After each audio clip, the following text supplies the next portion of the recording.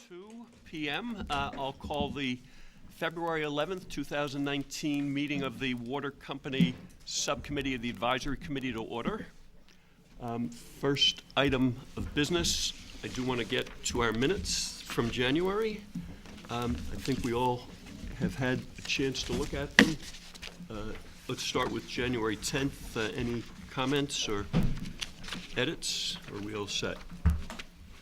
I think the only comment I had is that they should kind of just reflect our part of the meeting, because they have separate minutes for WASC, right? So what don't you like in the, or what would you change? Let me see. Sure. Let me get them. Sorry, I just came from another meeting. I wasn't there, so I can't vote on this anyway. You weren't? Nope. Oh. I was watching on TV.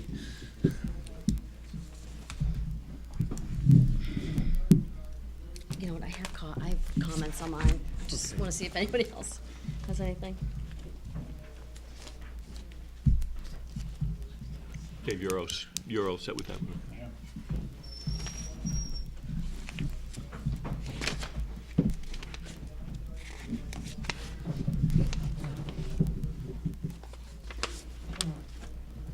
This is the 10th?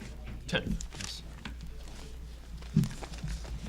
Yeah, I mean, my note's just that we didn't reference any of the questions that came up as far as like prevailing wage cost questions or bond type, or we're kind of just referring to and giving conclusions about what the other committee came to, and I thought they have their own minutes that say that they felt like, you know, the financial piece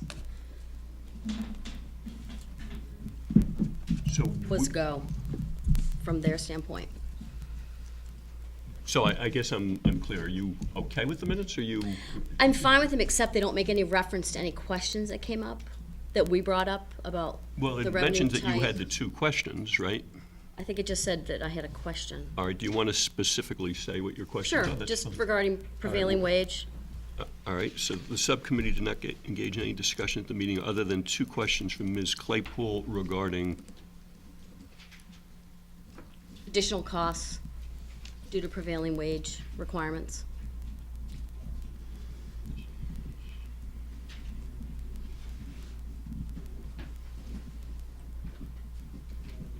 And revenue versus bond acquisition funding. okay, Revenue versus general obligation bond. versus general, right? Acquisition cost funding.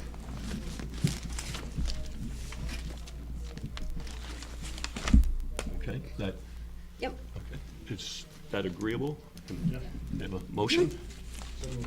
Take the minutes as amended. Approve the minutes as amended. Second. Oh, second. All right, all in favor? Aye. All right. Let's do January 16.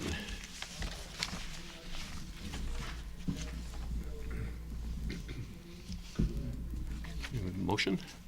So moved. Second. All right, all in favor? Aye. Aye. January 23rd.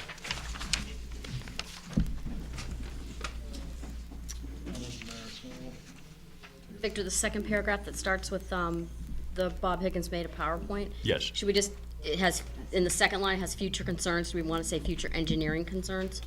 Sure.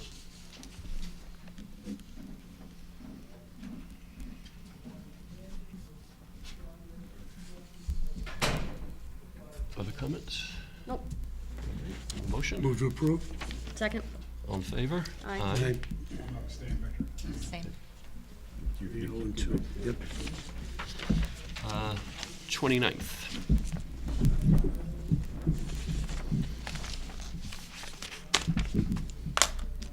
Those are the ones you brought to last week's meeting, right? Yes. Did you ever email those? Okay. No, they were hard copies, right? Okay. Motion? So moved. Second? All in favor? Aye. Aye. And then the 31st.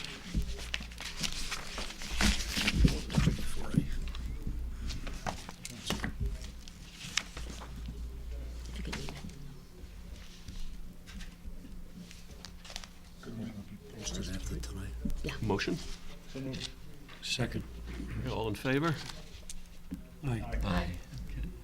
Opposed? Abstained, okay. All right, got our January minutes done. So now, I'd like to turn to engineering. Tom, I understand you'd like to make a short presentation? Well, just a statement. I think it might help to encapsulate and tee up the conversation a little bit. Okay. And the idea is to just recenter everybody on how we got where we are today with regards to engineering and transition. As tonight's agenda relates to engineering and transition issues related to the potential water company acquisition, I wanted to update everyone on the steps taken to date related to these important matters. Back in October of 18, myself, John Asher, Randy Sylvester, and Selectman Johnson attended a meeting at the Department of Environmental Protection, the DEP, offices in Lakeville. We met with several DEP staff members there. Among them were Jim McLaughlin, who was a staff engineer, Scott Sayers as a staff analyst, and Michael Maynard on the Board of Certification of Operators, and I guess he also works in capacity development. During this meeting, we were informed that most of the necessary plans to operate the water company are already in place and would be inherited by the town as part of the purchase. Some items, such as a business operations and staffing plan, governing bylaws, and operations rules and regulations, would rightfully be completed after a vote by the town to acquire. We were also informed that, in their opinion, the biggest key to success would be to hire a qualified full-time water supervisor, as planned both as a component of the vendor contract, as well as our own internal plan as part of the governance structure we've heard to hire a water system superintendent to work for the town as a mediator, or as a intermediate between the town and the contractor. Regarding emergency scenarios, the DEP also discussed the quality reports that Aquarian has on file related to emergency response scenarios. As with other plans, in the event of town acquisition, the town would own these emergency response plans. Also during this meeting, Mr. Sayers recommended a paper file review, which was performed by Assistant Town Administrator Michelle Monsegur, John Asher, and Mr. Sylvester on November 20th. During that review, all paper files related to submissions by Aquarian to the DEP regarding operational matters in Service Area A were copied and are now on file with the town. In addition to this visit, the town, again, myself, John Asher, Randy Sylvester, and Selectman Johnson reached out to an active municipally owned water company in Hyannis and had the benefit of meeting with Mr. Hans Kaiser, their water system manager. The Hyannis water system is a municipally owned water system that serves parts of the town of Barnstable on Cape Cod. It was purchased by the town of Barnstable from the Connecticut Water Company back in '06. Mr. Kaiser was involved in that transition and was kind enough to provide us with all the documents related to the transition from the private water system to the publicly owned system. That is in this nice little bit of reading. More recently, as I reported at a selectmen's meeting on January 31st, the town has engaged in an expert in DEP regulations to assist with transition-related issues. Mr. Bob Gollage, a former DEP commissioner, will assist us with identifying the necessary steps that will be needed throughout the transition process. Mr. Gollage has had a long career in the DEP, starting as a regional coordinator, section chief, a deputy director, and ultimately the director of the Division of Wetlands and Waterways, before moving into the role of chief of staff of the DEP, the Central Mass Regional Director, and then on to DEP Commissioner, before being tapped by then Governor Romney to serve as the Secretary of the Executive Office of Environmental Affairs. I expect to meet with Mr. Gollage with Attorney Ryan later this week to kick off his work for the town. At that same meeting on January 31st, myself, Selectman Johnson, and Selectman Power presented a very brief set of slides of the anticipated transition plan that I believe has been handed out here tonight to the board members. So I just wanted to, I thought that might help to kind of frame where I think we are to date. And To that point, also, Victor, I would suggest that maybe it might help people to understand who's around the table here with us tonight. Randy hadn't been here before, and I just wanted to ask you if that would. Sure, you may introduce. Sure. So I'm Tom Mayo, I'm the town administrator. Kerry Ryan is town council, helping us with water-related concerns. And Randy Sylvester is our DPW director. Randy has also got quite a bit of expertise working on this particular water system, so I'll let him explain that, his background on that. Yeah, I was the operations superintendent for Aquarian, Mass American, and actually Hingham Water Company back in the day. I actually was one of the people who got the plant actually up and running, operated for 14 years. I have a Class 4C license in full, and I do know quite a bit about the system. I was in charge of the plant and all the operations, tanks, waters. I've been out on many main breaks. We used to carry wrenches in our truck to shut off things and valves and whatnot. So I'm pretty experienced in, especially the plant and its operations in the system. So, Randy, when you say the plant, is that the treatment plant you're referring to, or? Yes, Yeah. that's the treatment plant. And all the stations that feed the treatment plant. Okay, thank you, and thank you all for coming out again to help us, on our task here of learning more about these articles. I guess, Randy, I suppose this may be directed to you, but I'm curious, what are the major pieces of the water company, of the water plant, from an operations standpoint? What you mentioned the treatment plant, but what else? Well, the components are that you have your wells and your surface supplies, Akron Pond, and Fulling Mill is considered a surface supply. All the wells, except for Downing Street well, unless something's changed, all lead into the treatment plant. From there, it is treated and distributed out into the system. It's a upflow clarifier. It's a conventional plant, but it's an upflow clarifier. Uses coagulation, sedimentation in the same tank, filtration, and then chlorination, and then it's pumped out to the system. It's a zero discharge plant, meaning that there's nothing that leaves the plant other than the water and whatever you take out of the water. And if they're still viable, I haven't been there for 14 years. The matter that is taken out of the filters and the water is then dewatered, if you will. It goes into a tank, settles out, dewaters, that goes to the head of the plant, gets treated again, and then everything that's left over goes through centrifuges, which dewaters it further. That goes to the head of the plant, and then from there it gets taken out, and that's the only thing that leaves the plant from there other than the treated water. And then, in terms of the components of the, so the distribution system is a series of pipes, mains? Mains, pumps, valves, services. That's the distribution system. That's how we get it out to the how the water is distributed to the different areas of the system, how it cohasset. Okay. And as I understand the earlier presentations, I guess you weren't doing this, but I'll pose the question. I mean, the town's concern, one of the town's concerns, is that the mains haven't been kept up in the same fashion that the town would like in any event. Tom or whoever, I mean, can you describe, I mean, what do you feel should have been done or that the town could do differently if the town I owned? want to have Mary jump in. Sure. She'd probably be. Good evening, Mary Howard, representing the Board of Selectmen, and thank you for having us again tonight. With respect to the infrastructure, one of the things that we've observed through a series of DPU reports in the DPU rate case, capital plans commissioned by Aquarian, is that there are capital improvement targets set, particularly with respect to the water mains.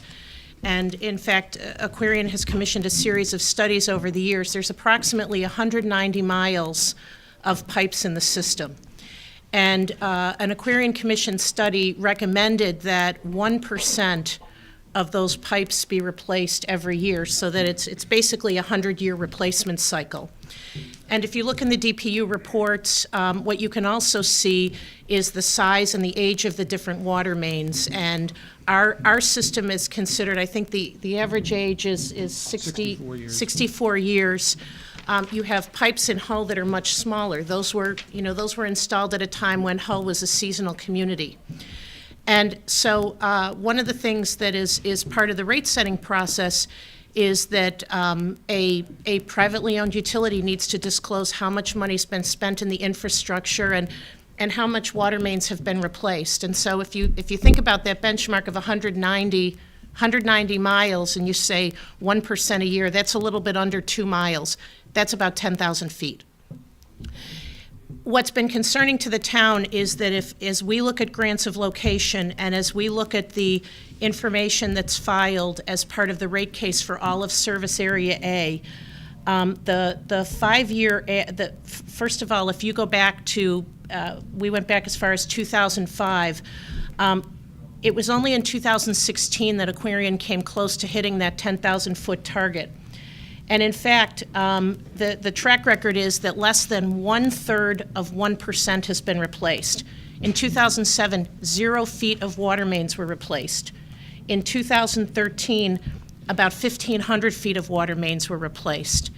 And, you know, I think as we've come to know, when you have older water mains, when you have smaller mains that are under, you know, where there's a high demand for usage, as we look at it, and one of the big factors that compelled the town to initiate this at the beginning in 2012 was that we were seeing continued water main breaks.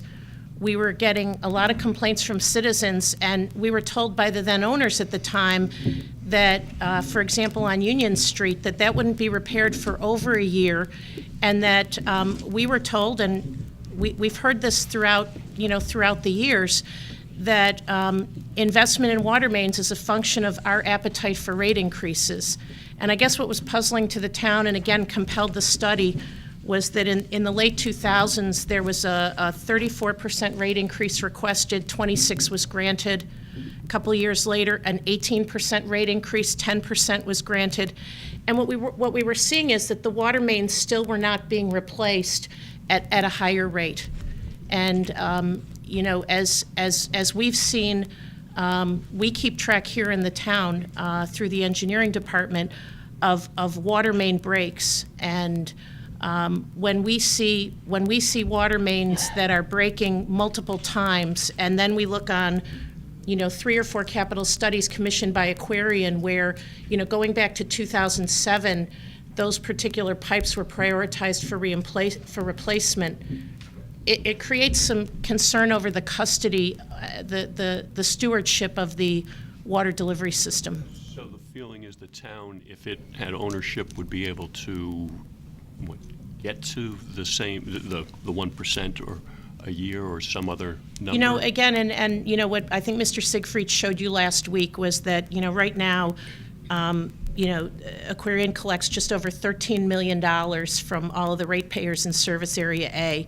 And according to Mr. Siegfried's analysis, about 55% of those costs will go away under town ownership. And that's a combination of the return on the rate base and the other things he talked about. The proposal under town ownership is that if you eliminate those costs, it just frees up more money to invest in capital. And, you know, again, and I've been involved in this since the inception of the feasibility study. When you continue to see projects that, you know, listed in 2013, not done, carried over to 2014, not done, carried over to 2015, you have to ask yourself, where's the money going and why aren't the repairs being made? So now, as I understand it, the Anderson model sort of is using the same is using the Anderson Aquarian model capital. is using the same capital, but I think an important distinction is, No, but sorry. So the 50 million savings that that he's estimating, that would be less if the town increased the capital investment. Okay. I Beyond just want- 2.7 million, Right, yes. okay. Or which escalates. I mean, it's 2.7 to start, and then escalates by the 5% every 3 years, and the interest rate for that borrowing also. So the answer is yes. Right, so the town would be able to use some of that money, but of course, it's bringing the eventual savings down, Yes. but you're investing it. Yes. Two other things, just on the context of the 64, the average age being 64 years, I believe it's correct that the expected life expectancy is 70 70, years. right. So, where all these pipes are at, and many are beyond what is the accepted life expectancy. The other thing too is, I think part of the discontinuity on the capital investment can also be related to the fact that there have been 3 different owners over not that long a period of time, right? And there's no reason to believe that there won't be, future different owners. And we don't know how they're gonna treat capital outlay. So I mean, part of the benefit of the town owning it versus private ownership is private ownership.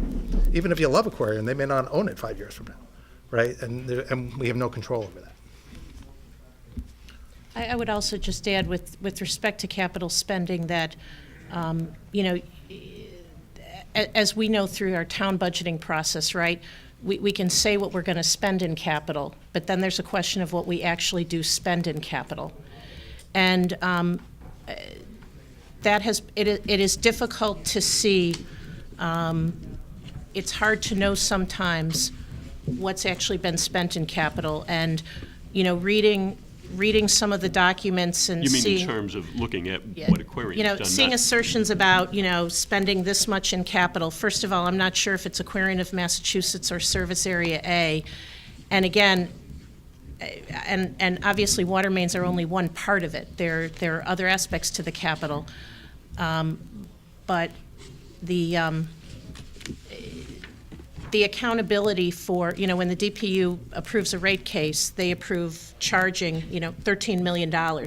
How that's spent is to the discretion of the owner. Obviously, it has to be reported. But saying that you're going to spend X number of $1 million on capital and actually spending it are 2 different things. I'll add to that. I certainly agree with it. You've heard of the DPU file room.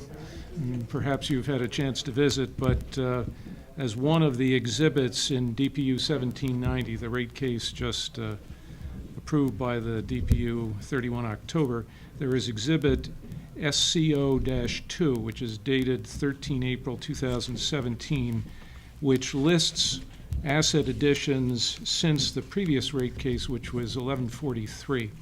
And in all of Aquarium of Massachusetts, to Mary's point, not just Service Area A, the total in that 5-year period is roughly $2 million, which averages about $2.6 million a year for all of Aquarium of Massachusetts.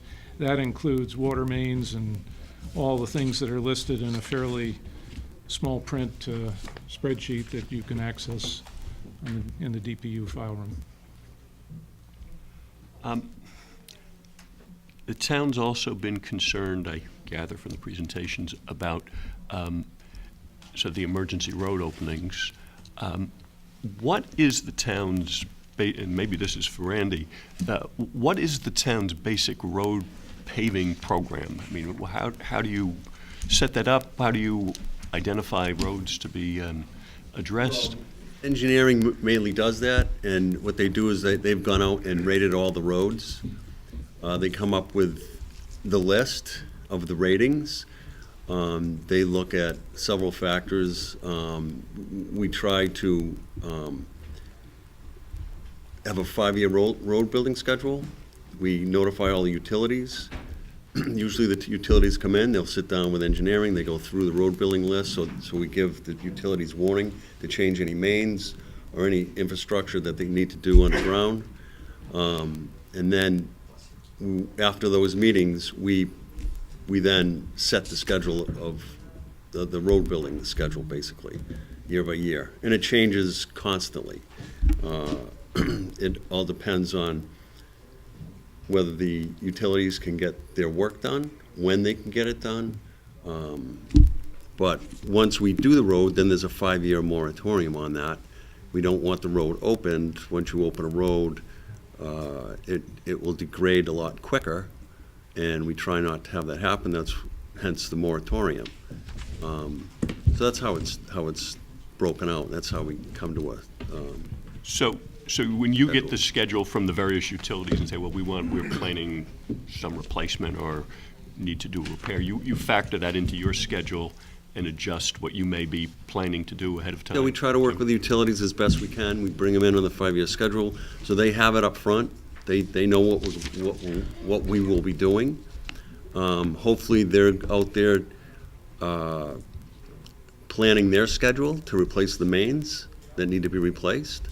And we try to notify them early enough, and they get the 5-year schedule. And once they do that, then we proceed with ours. Okay. And then how, for anyone, how has this not been working with Aquarian, or has it been working? I mean, So I think from the perspective of the Board of Selectmen, we get notifications of when there are emergency road openings that are required. And just to put it in perspective, since the road building program was initiated in 2011, 22% of the emergency street openings for water, and I think it's 120, it was about 124 through the middle of last year. 22% of them were roads under the 5-year moratorium. And I want to make a distinction here, because I think that there's been a little bit of misrepresentation about the town's position. Our expectation, we have an aggressive road building schedule, and our expectation is not that every road we open, we will replace a water main and replace a gas main. Because if we did that, it would be very cost prohibitive. But what we do expect is that when we have the intersection of roads that the town wants to improve and underground utilities that are a priority for the utility, we work together and take advantage of it. I'll give you an example. So again, Aquarian commissioned a couple of studies for capital improvements. In 2007, 2011, and 2014, Whitcomb Avenue, Howland Road, Grist Mill Lane were all prioritized for improvement. And they were called out in a list of out of 25 streets in the whole service area. So, to make the priority list, it's got to be a pretty high need.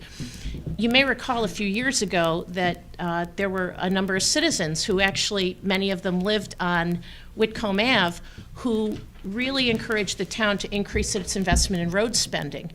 And one of the reasons was that they were saying, you need to go faster. So town meeting approved an additional $2 million. So one of the things we said is, okay, we're going to do this Whitcomb Avenue, Howland, Grist Mill Lane. We put the schedule out to the utilities, and Aquarian didn't participate. And the road was at a point, there had been children injured, there had been a senior who fell and had a medical emergency. So we felt like we tried to wait as long as we could, because as Randy said, we try to kind of, push things a year, et cetera.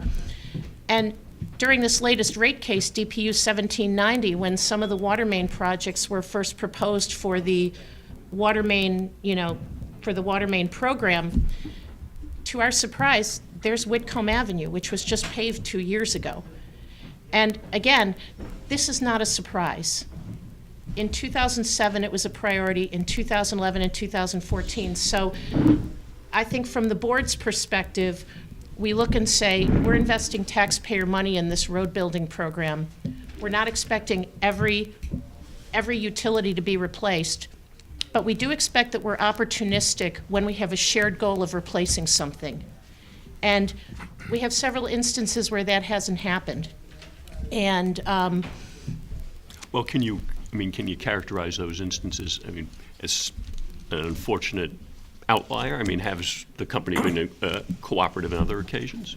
I would probably, I would say that if you want to speak to more of that coordination, I think Mr. Harry Sylvester and Roger Fernandez are probably Ben, okay. better able. Tom, I don't know if you want to jump in, but They'd be- To the extent that we need to coordinate with them, we can, if you have questions, I can get Okay. them answered.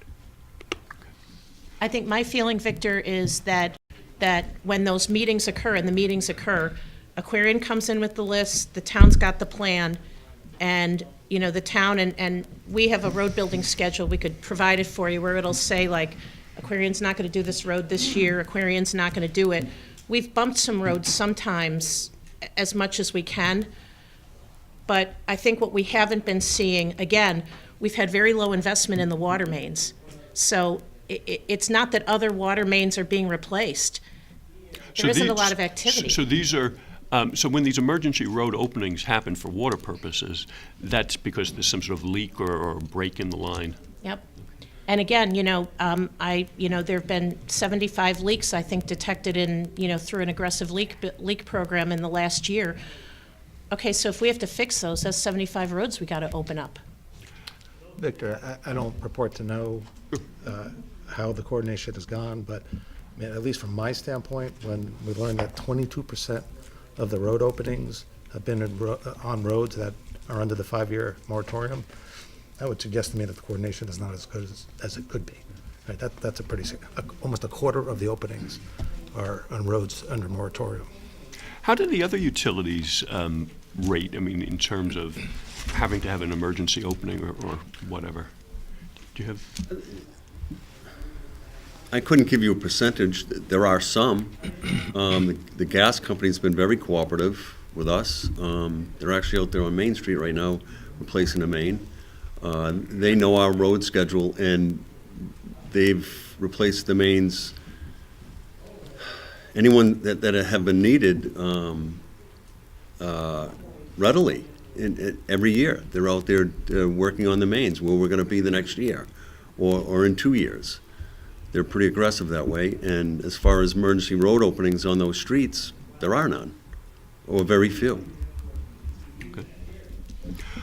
So if the town took over, I guess the selectmen feel that you'd be able, obviously, you'd be able to coordinate better because you're talking to yourselves, as it were, that the town's talking to itself. How would this work with road openings in Hull and Cohasset? So, I mean, actually, in the same fashion, and, you know, Hull just recently, at their town meeting, the most recent town meeting, Hull residents supported an accelerated road building program as well. And so, you know, again, I think from the board's perspective, we're looking at, let's only open up that road once, right? I mean, if we're gonna like tear it up to repave it, let's replace the lines. But we seem to be in a cycle where we're replacing the road, you know, we're doing something to the road, and then we're opening it up again to do the utility work, and somewhere in there you've got a water main break. So this is all about, you know, better using the taxpayers' dollars. Again, it's not suggesting that every street will get a water main replacement, but where we have that overlap of this needs to be replaced, this needs to be repaved, the coordination is improved. And you still may have emergency water breaks that you need to. You may, and again, if you look at the chart that looks at the average number of feet of water mains replaced across service area A, it is well below. It's well below the threshold. So, you know, the water mains, and again, you know, 70 years on the pipes. You know, in some years, 1,500 feet replaced out of 190 miles, 0 feet replaced. I think the board's perspective is that there needs to be consistent dollars invested in water mains, and Victor, one question I would ask about that is, if the system's average age is 64 years, and then we're saying that its useful life is 70, then does that beg the question that, and so if you put these pieces together, you've got that, then you have that Hull, which I know we've asked for, I haven't seen anything about Hull's paving road management plan.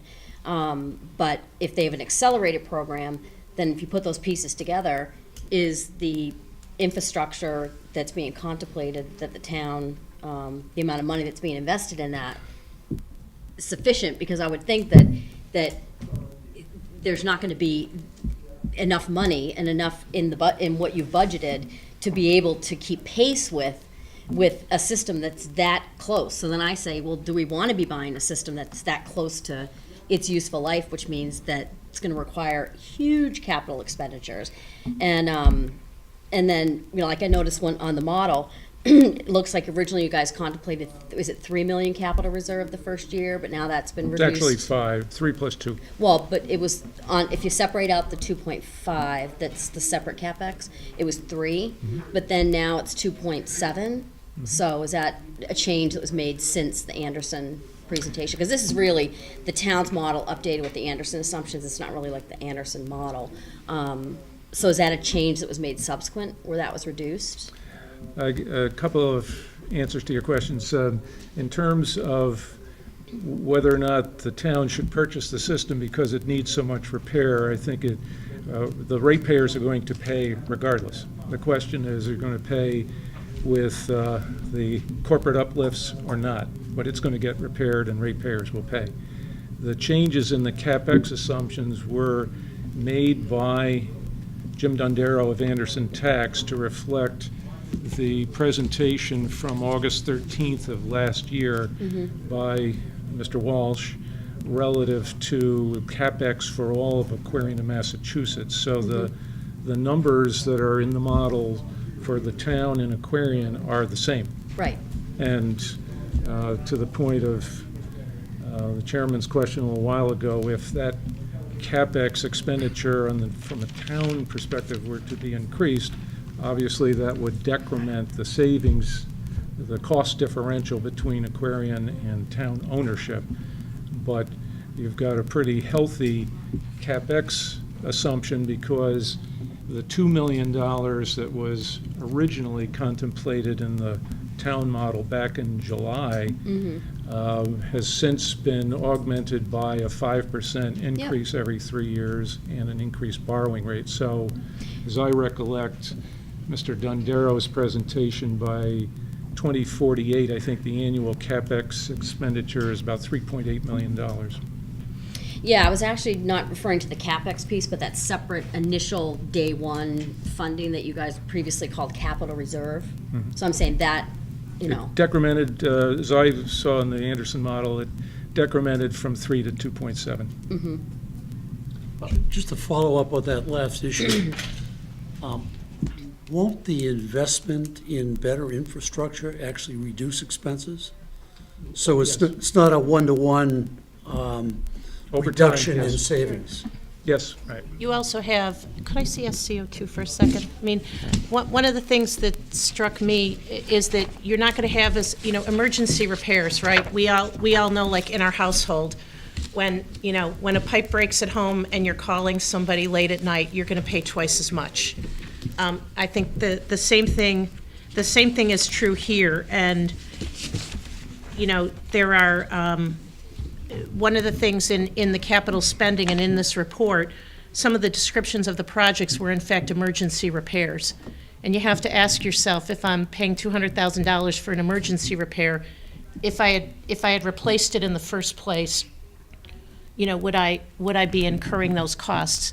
I think one of the concerns that the board has had is, we're not just looking at this over the next few years, but we're really looking, in our mind, this is a generational decision. And I think in Hingham, we've really prided ourselves on we take care of our things, we take care of our assets.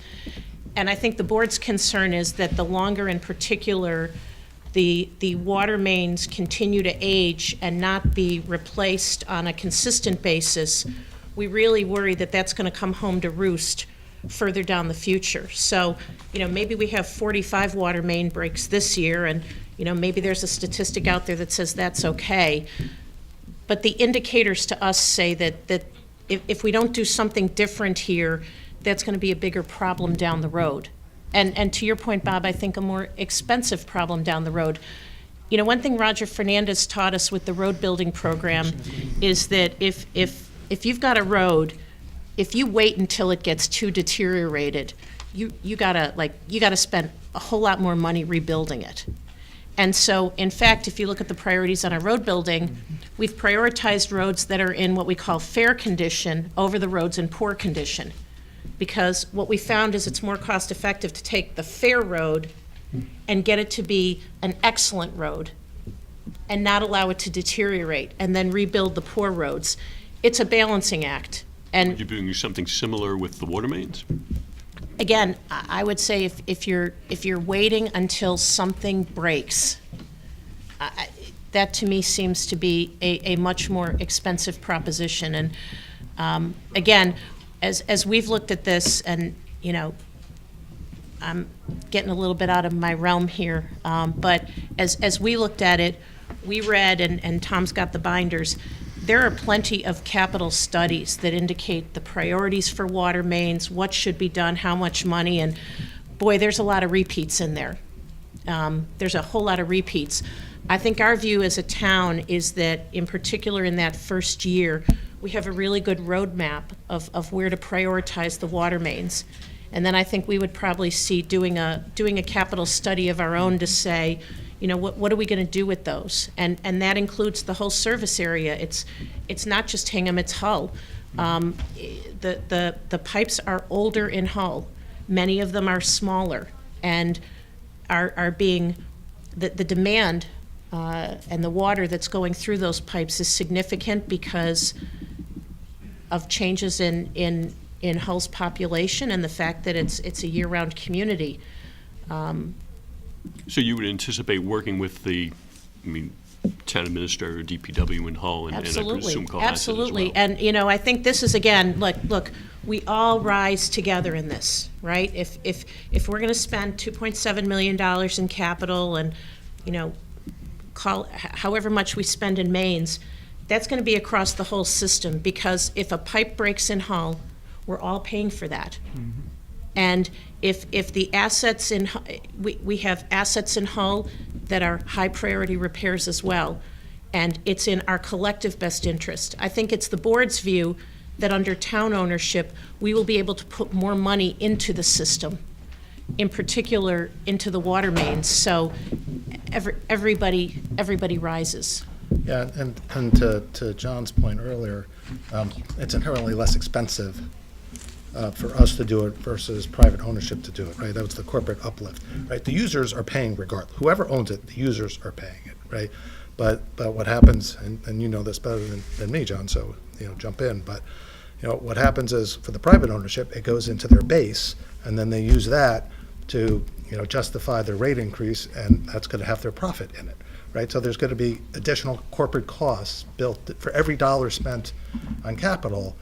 It's going to be $1 plus to the users because, you know, they're a private enterprise seeking to make money. We don't have that. We're just the dollar. We're not the dollar plus. Are there grants or loan programs that are available to public as opposed to private companies, or are they available to both equally? There are grant programs available. We've researched some of them. To both public and private ownership, or to only public Yeah, ownership? that's right. There are more, I think, available to the public side that we've seen, but I believe that Aquarian has taken some advantage of grants in the past. So there's some, Yep. okay. I think, just to add to the point Josh made, if you look again at the DPU rate case 1790 and the authorized return on equity of 10.5%, that is the profit that Aquarian has been authorized by the DPU. So when you look at capital replacements or virtually any effort, any undertaking, there is an authorized return that's over 10% that's built in. Sure. John, is that, I'll belie my ignorance of the DPU process at its core, but is the cost of an emergency repair something to which someone is entitled to a return in a rate case? Sure. In other words, is there a Everything. penalty to an operator to have an excessive number of? It's an expenditure and it goes through the normal So it's not cost called process. out and then DPU doesn't look on that? Not that I'm less aware favorably? of. I mean, I'm not an expert either, but I have not seen anything along those lines in the research I've done over the years. Mr. Chairman, Mr. Walsh could address this point if you wish. Okay, we'll come back to, thank you. All right, switching topics a bit. What are the technical requirements, and maybe this is a Randy question or maybe not, what are the technical requirements for both the operators, so if you go out and get a contract operator, and for the town's in-house water superintendent?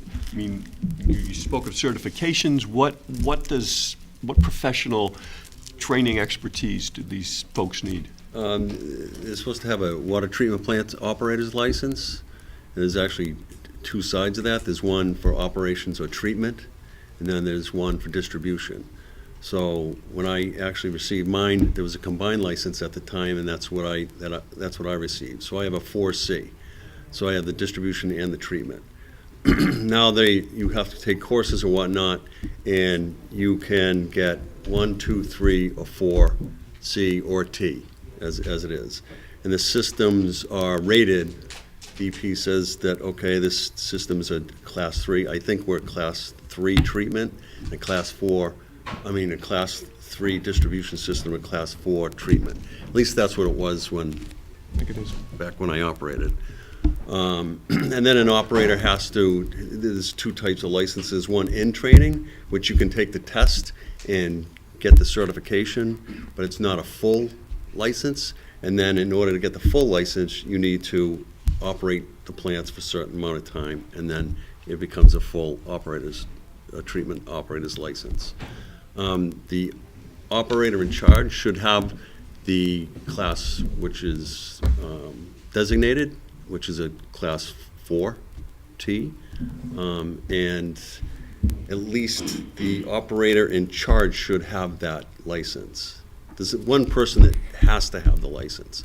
And I'm pretty sure, and again, it's been a number of years, pretty sure the operators have to have licenses also, at least one grade under what is recommended. And are there many people with this license status? I mean, Tom, have you done investigation? When we spoke with the DEP, when we were up in Lakeville at the DEP office, Randy was with us, and Randy actually mentioned, John, you might remember this, that we were speaking with a gentleman from Boston, Michael Maynard, that Randy had a 4C? 4C, yeah. 4C license, and he guffawed and sat back in his seat and said, "Well, there's your guy." Those are few and far between, was the implication. I, to the extent that people are available to do that work, the water contractor would have employees with that expertise, so they would hire them. Okay, so it's really a question of how many contracting companies are out there who'd be, because they'd have to have the staff who'd have the qualifications. Right, and that would be part of their estimate and their bid. And in terms of just to clarify then, so that's the operator, so that the water superintendent should have similar certification or So not? in what I would anticipate is that we have a water superintendent and a water system operator that's working on behalf of the contractor, and a water superintendent working on behalf of the town that speak the same language. We need people that understand one another. So you're looking at people who maximize both the have, effectiveness, yeah. both of those people, in your view, would be certified? I would absolutely want that to be the case, yes. And Tom, correct me if I'm wrong, but the DEP, again, as part of their process, they review all this, so they have compliance requirements that relate to certifications. So again, they're the gatekeeper on who's operating the water system regardless of ownership. And those compliance and certification requirements don't change if it goes from, public to private. Operators are required to keep up their licenses, and each license has to have so many, they call them training contact hours. They're basically classes. And New England Water Works, which I'm a member, gives out those classes in those TCHs. So for a 4, you need 20 contact hours, training contact hours. And I think 3 needs 15 and so on. And you have to get those within 2 years, and the DEP can ask for them. The state certification board will ask you from time to time for those certifications, to make sure that you have taken those classes. So there's an educational process with being an operator that's ongoing. Bob, go ahead.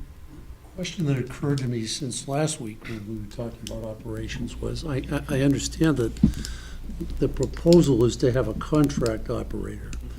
But I thought about the South Shore Country Club, and we used to have a contract operator, and many people felt that Worley wasn't working all that well, and that we were better off when we basically brought it in-house to the town. And would ultimately having town employees, maybe not in the transition, be something that would produce synergies and lower costs over the course of our collective public works system? I'd say as with any enterprise, the more mature you get, the more mature the operation gets, you're gonna work out the best way to operate. I think our initial plan is to hire a qualified operator that will be able to provide good, clean, steady water in a reliable manner to the citizens of Hingham.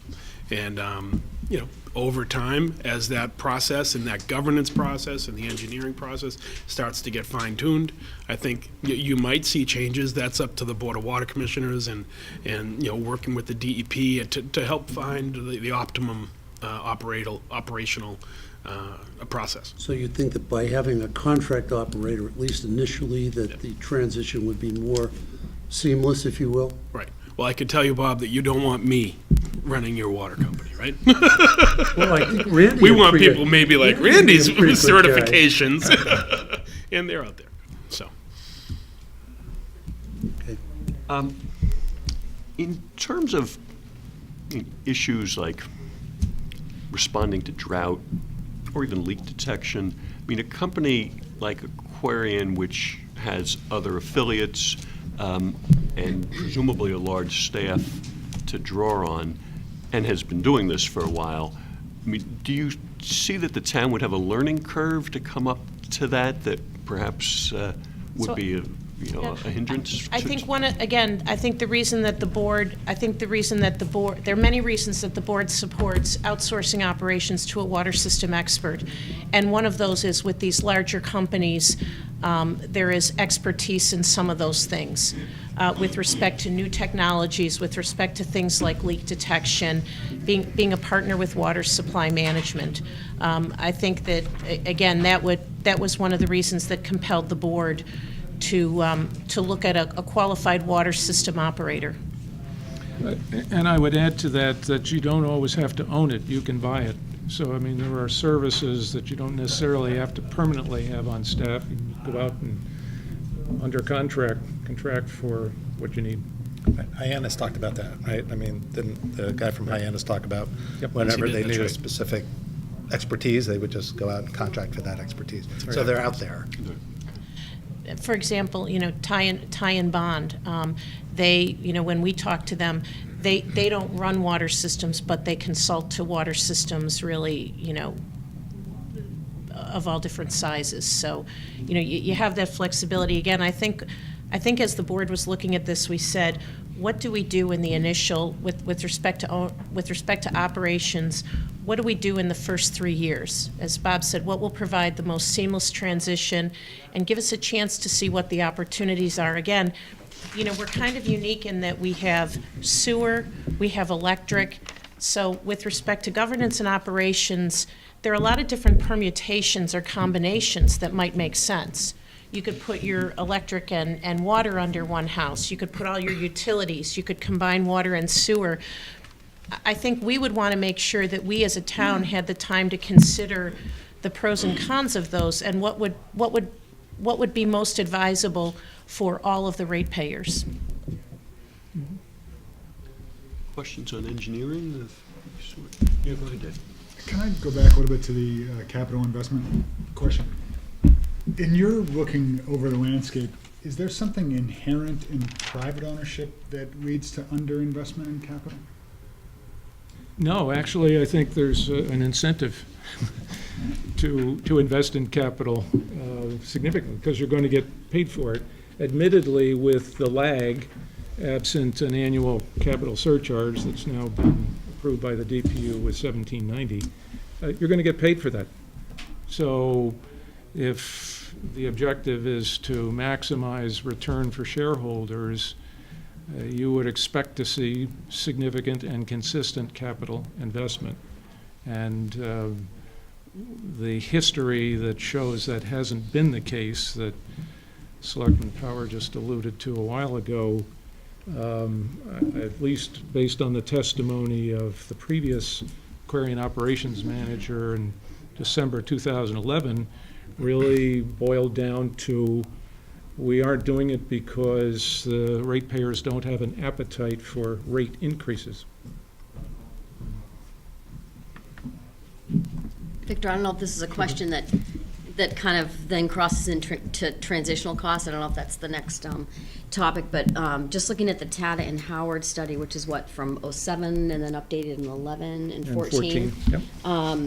It seems to me that, given that update, that we would need to have an updated master plan or capital efficiency plan, because at this point, some of that information's, it's not updated, and I don't know, I wonder about that from the engineering perspective, but then it also kind of ties into the model as far as like where the, which I don't think it's a model anymore, it's the long-term financial plan, but where that cost would be captured. So is that anticipated that there'd be an additional engineering, Yes. whether it's master plan or capital efficiency? Yes, I think Bob Higgins spoke to that on the 23rd, as I recollect, that really in year one, the expectation would be that the town would contract with a firm to do a capital asset assessment.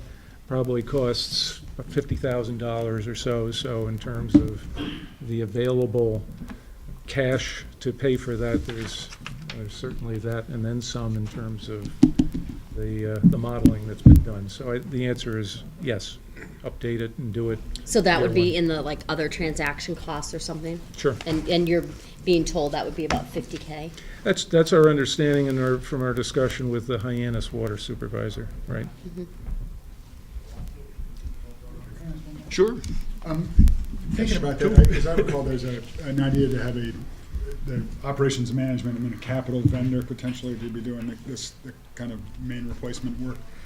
Is there, when you think about the need, is there a limit to the amount of main that could be replaced in any given year? Just from just a capacity standpoint, leaving aside what it cost, but you can only dig up so many roads at one time Right. and so forth. It's the same thing with the road building program. Yeah. It's a function, and in municipal government, we're used to balancing things, right? You want it faster, it's gonna cost more money. So how do you balance that? And also in terms of service, and, we don't wanna have, half of Hingham torn up in the summer, replacing roads. So, again, our view is, as we look at the history, not enough has been spent, not nearly enough. We need to do more consistently, and I think as we're looking at $2.7 million per year in aggregate capital, which would be water mains and other things, as we then extrapolate, how many feet that might be and coordinating with the road building, we sort of run that by our town engineer a little bit to say, is this going to increase the disruption? And his answer was no. And is it the sense that if 10,000 feet is the bogey, kind of on a maintenance basis, but you're behind, is the catch up at a 15,000 feet per year? Is it 20? I'm just trying to get a range. I'm not holding it to it. I'm just curious where that. I think that, it's a great question, and I think it would really be governed by what's the actual purchase price, what do the mathematics look like in terms of cumulative savings under town ownership, and how that money should be apportioned relative to capital or actually potential rate reduction. I think it also is going to depend on what happens on the ground, right? If it's working, right, and everything's going okay with that kind of investment every year, then you probably keep it. If things are deteriorating too fast, well, you have to react to that. And just one last question on that. I'm assuming that a main break and that repair does nothing to obviate the need to fix that main down the road. That is a Band-Aid. It's not a life extension process, or am I wrong about that? Randy, we're looking at you Yeah, over there. the other side of the table. Well, you know. It could be either. It depends on the history of the main. If you're getting breaks every 5 years, then it's obvious that you're gonna need to replace that. You might have a break and you do repair it, and it might not break for another 20 years. And is the break, I mean, a typical, is a break predominantly a function of age and just deterioration, and not being struck by a backhoe or something? But, I mean, if a main's gonna break, is it usually because it's old? Usually because it's old. And then in the repair, you're replacing a section of main? It depends on the break. Usually they'll, depending on how big it is, they'll cut out the piece of main, they'll put 2 bands on it, replace that portion of the main. That's happened if the main's small. If a rock is worn through and it's punctured, then, you can put a band on it and repair it. So it really depends what you find in the ground when you open it up. And Dave, just one point to add to that again. If you think about the coordination with the road building program, it means the dollars are going farther. Because when we coordinate with the road building plan, the town, through our road building program, we're paying to open up the road and, and do everything. So from the utilities perspective, they don't have to do the excavation work on the pipe. They don't have to restore the surface. So again, if you think about, under town ownership, if we're spending $1 million on water mains hypothetically, and we're better coordinating with the road building, we can probably get to more streets because the excavation and resurfacing costs are borne by the taxpayers. When I was gonna ask that just quickly, and I'll shut up, the cost of a main, of a break repair, what percent roughly of the cost of that main repair is road, repair to get it back to shape? I know that, kind of to your point, Mary, like if that thing's open and I get to come and work on the main as opposed to digging it out, fixing it. It depends the age of the road. They're supposed to put it back to the way the road was prior to the break or the opening of the road. So if it's a brand-new road, then they might have requirements to cut the road from a certain length back from the break and resurface the whole thing and then microsurface it. So it really depends on the age of the road and the condition of the road at the time. But it could be a big number on the road side. It could be a big number, yeah. So the utility that opens the road is responsible for putting it back in place? Yes. Is there any other? Depending on the conditions, sometimes it's just a patch. They have to maintain that patch, but they have to put it back according to our requirements. Is there any other payment that the utility has to make to the town to open the road? Well, there's a road opening permit, and then, it depends on the utility and the condition of the road, and sometimes the utility will give us some, a portion of money that's handled by engineering up front, and then it's cheaper for us to go and redo the whole road, so we might give, let them just patch it for a certain amount of time before we go in and recondition the whole thing, or rebuild it. So it really depends on the situation. But it's Just one thing I just wanted to give you an idea is, when I took over the sewer department, we started with a road building plan, and of course, I get the 5-year plan.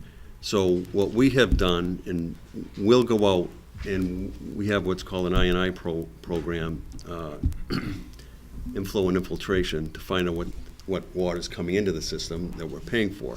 So we have focused on all the road building areas, such as Crow Point that has sewer. Any road that has we're also doing this with a drainage system that's gonna be planned to be resurfaced, then we go and look at all the infrastructure. So I have camera companies out there doing camera work and videoing all the sewer mains before at least a year before we go and repave the road, because we don't want a main break after we do that, after we repave the road. And we're out there a year or two ahead on the drainage schedule.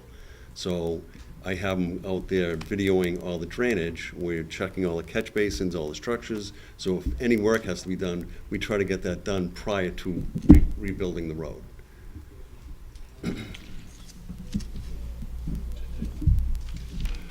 Victor, one thing that you were just saying, Randy, about the going to the town, and in this case, like, having to get the permits from town of Hull, for example. If there was water main work being done in Hull, then town of Hingham Water would have to go to the town of Hull to get these permits, right? So I know it's been talked about before that the relationship's really just between the town of Hingham and the ratepayer, but the ratepayer's paying for the water. But our relationship is with the town as far as our work on the infrastructure, because we have to go to them to get permission, right? So in other instances where they can come back and say, wait a minute, you guys were supposed to put this back or that back and you didn't do it the right way, and so now all of a sudden we have, a disagreement as far as what they expected us to do when we went in and opened that road. That would depend on the town and what they said in the road opening permit. Everyone has regulations on their road opening permits, Right. which the utilities have to follow. We would be no different. So when they give us a permit, we'd have a certain amount of conditions that we would have to follow to rebuild the road or put it back to in prior condition. I don't know what Hull's road building, what their permit is, so. Yeah. I don't either, and I don't know what their road. But the rates are all, Paving plan is the either. rates aren't just based on water. The rates are based on everything. Yeah. So the infrastructure in the ground, so, Oh, no, I realize it's they're not just that paying. they're paying No, for they're water. they're paying for the whole Right. ball of wax. I Exactly. understand that, but as far as if the town of Hingham owned it, to have access to do work on that, we have to get it from the town of Hull or the town of Cohasset. It'd be a road opening Yeah, permit. yeah. Just like Yeah, any yeah, other that's what I'm utility. saying, the water. Well, it would be the town of Hingham. Yeah. And I know it was mentioned about, like, I don't know if you were mentioning, John, about, rates going down, but I think Karen was pretty clear at the last meeting that there's no, she specifically said, we haven't put out the expectations in anybody's mind that there's gonna be any rate reduction. So I think we just have to be careful how that's put out there to people, because she was pretty clear that was What had been we've discussed. spoken about is that under town ownership, you have, again, what we've been talking about is savings. What that means to me as a ratepayer is that the amount of future rate increases will be smaller under town ownership. And I think you're right, Libby, we don't want to set an expectation that rates will go down. They won't go up as fast under town ownership, and that's where those savings are derived. What we've talked about in the first year is to maintain the rates that are currently set. But they will go up at a slower rate, and that's how the savings materialize. That brings us into transition, I think. So Tom, have you an estimate of the transition cost? So the transition analysis is not much beyond what it was when it was first presented at the Selectmen's meeting on January 31st, or last projected. I think the main issue that's occurred since then is that we've engaged Mr. Gollage to help us understand the timing of the different aspects of the transition, what happens pre-acquisition vote, what happens post-acquisition vote, that type of stuff. Nothing has changed since January 31st. So at this point, we don't have estimates, even a ballpark, or if we don't, we don't, but I just, So I'm not sure what you mean by Well- transition costs. well, does the model have it, you have a warrant article, right, asking for the town to appropriate? So that's an estimate to, just to keep us whole along the way, Right, but there's no cost in the article. The Right. model, as Libby just mentioned, the financial model includes $250,000 for transition costs, and that value was validated with Barnstable, I believe, John? Discussed it with them, but, It's a ballpark. right, it's a ballpark. I wouldn't. And Yeah, but just getting the purpose of the warrant article, just to be clear, is to have those funds available on April 23rd if the town votes to purchase the water company, so that so that if the, you know, we expect that the transition and the actual change in ownership, you know, could take a period of months. But certainly, you know, it would be our goal, and as Tom mentioned, you know, what we've tried to really do is to say, what's everything we can possibly do before town meeting to be ready for this? And, you know, as Tom mentioned, the DEP and, you know, the folks we've talked to, they're like, you know, you pretty much have everything lined up, but we also want, if town meeting votes to authorize the purchase, we want to hit the ground running the next day with implementing these things. So the purpose of having that funding is to be able to do that. Right, and I would just add that part of the transition costs that are built into the former town model were a result of the most recent Woodard and Kern letter estimate. I think it was $165,000. So we have sort of a somewhat informed view, and then we added to that for unspecified transition cost. So Victor, that total in the latest financial model of each of those categories is 880,000, 120 plus. I don't know if that would include a prorated portion of the O&M vendor, if that was something that had to be paid prior to rates, you know, payments coming from ratepayers. Yeah, we didn't build in the cash flow the way you're asking the question. Yeah, so I mean, I don't know if we do have to quantify, but I know going into this on the transition cost topic, that was one question that I had, and so at least the 880 that you've identified here, you're saying that would come from fund balance and be reimbursed to the town? So the town would front the money? I'm not For those sure costs? where 880 is coming from. It's a total on the financial, of the water system supervisor, the admin support, the 325 for additional municipal costs, the 165 that John just referred to from Woodard and Curran, the outsourcing cost, and then 150K for other transaction costs, which we just talked about because John mentioned that would capture the 50 for the update of the master plan. Right. So that is $880,000, 120. So I guess thinking about that article, does that correlate with that dollar amount that's in this financial plan? And so is that what we're talking about? We're talking about components of it. We're talking about, so the warrant article is seeking to get funding for some of the costs that we may incur prior to the ownership change. And so. The end of the good husbandry period. Correct. And so that would, for example, if we were to hire a water superintendent before the transaction closed, we would want to pay that person's salary. We will have other transition expenses, but I'm just trying to remember the list of those items. And Is it contemplated, though, that those are going to be quantified or an up to amount in the warrant article? the warrant article, we're seeking $250,000. Oh, okay. Warrant The article question it doesn't is have. seeking, I beg your pardon, because I don't think it had that amount in it. So it would be the 165 that you referenced in those items, plus a little bit extra to cover, for example, the time frame if we hired a water superintendent or a few of those other activities. Yeah, because usually the question doesn't identify an amount, so that's, I guess, what we're getting at. is Sure, I what's the beg your amount? pardon, yep. That's exactly right. Yep. So, is there a distinction between the transition period and the period before the closing of the acquisition?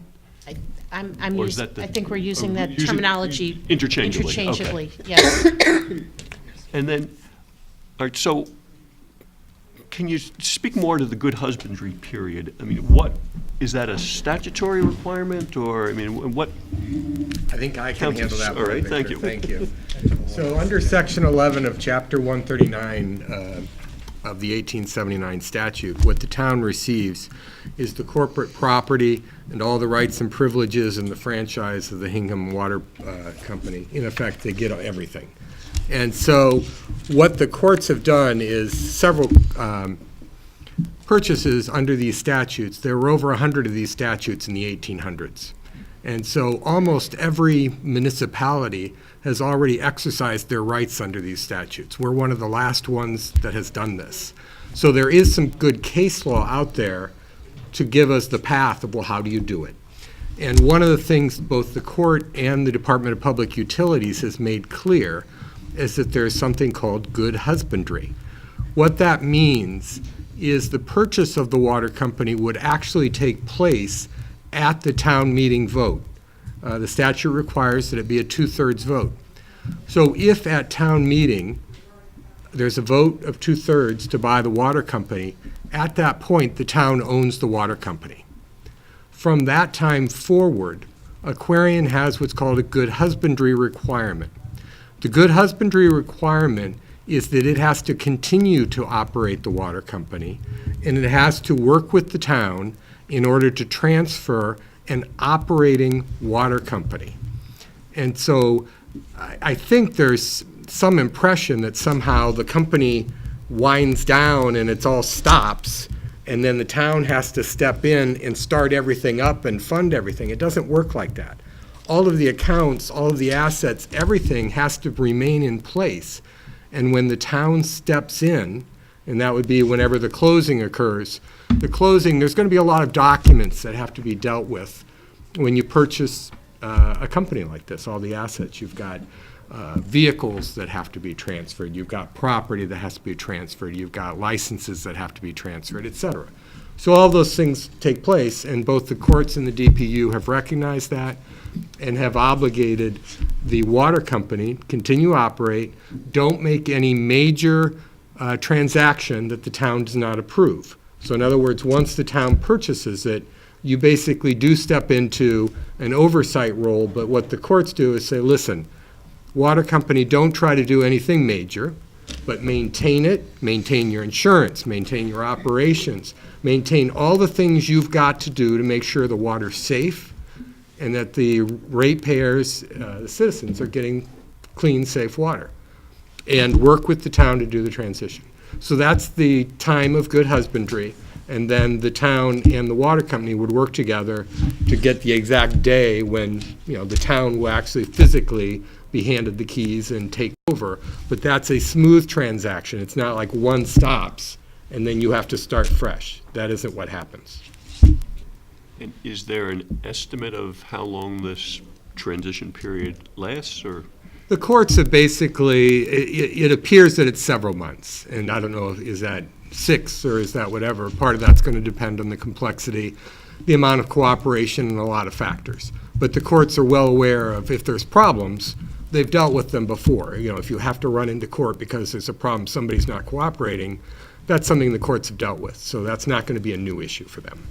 I mean, I assume if the staff of the water company decided to resign, move off to do something else, that would be a little tough for Aquarian to, is it their problem during this good husbandry period? Yes, they're running the water company. And bear in mind, Victor, the hope is that the management company that we retain will retain those employees, right? Which we will make clear that's a preference in the RFP. So that will all be communicated, and hopefully those people will have an incentive to stick around. Sure.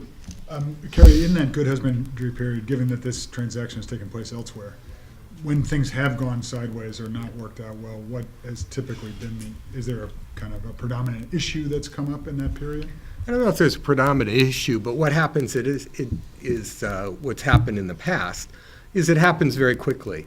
The courts usually handle it as an injunction matter, which means that everything's done on an emergency basis from the courts, and so it's usually a matter of days or weeks as opposed to, court proceedings that go on for years and things like that. It's usually something very quick, and there's usually a particular reason that you've come in to the courts. And like I say, there's very good case law on that from the Supreme Judicial Court to give guidelines to the lower courts on how to handle that. And Dave, I would just add that, again, every statute is a little bit different, every community is different. what we've seen, around Massachusetts recently is that many of the issues with this have had to do with the negotiation of the purchase price. And in fact, we need to recognize that the town entered into, the litigation that took, a little bit over 4 years from start to conclusion. The purchase price and the determination by the court that the water treatment plant is part of the acquisition, that clarifies a lot. How's the first budget get set? Pardon me? How does the first budget on the town side get set? So the first budget actually has to be set by March 1st of this year. And that's, again, I think I spoke about this the other night, but as one of the requirements for an enterprise fund, the budget for an enterprise fund has to be set 120 days prior to the beginning of the fiscal year. And the Division of Local Receipts sets forth the requirements, and we've received and reviewed those, and in fact, we understand the level of detail. And again, if you think of the P&L for the town, because we will be outsourcing daily operations and maintenance, that greatly simplifies the P&L. So actually, at an upcoming Board of Selectmen meeting, February 26th, we will review and vote the fiscal year 20 budget for the enterprise fund, and then that would again be set forth every year. So that's set by the selectmen as opposed to the water commissioner, since obviously we don't Again, have water commissioners. At this point, the sort of year one going in model is that the Board of Selectmen will be acting as the Acting water board commissioners, so would be having that responsibility. And would that just effectively be the first year of this financial plan? Pretty much.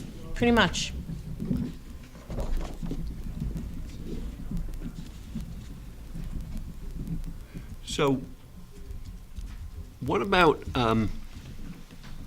things like who would be issuing the RFP for the operating company? Is that the selectman as well, or Tom? Yeah, the selectman's office, yes. Selectman's office, right, okay.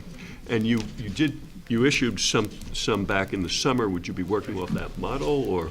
Yeah, so we've issued one in the past.